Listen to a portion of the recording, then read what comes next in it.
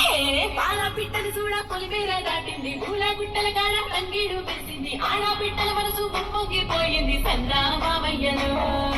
ఊర పెంకల ఇట్ల గుమ్మడి పెరిసింది యాది కూర్చున్న వట్టు సులువుగా పిలిసింది పూల రెక్కలు తొడిగి పుట్టెల్ల రమ్మంది సందా మామయ్యలో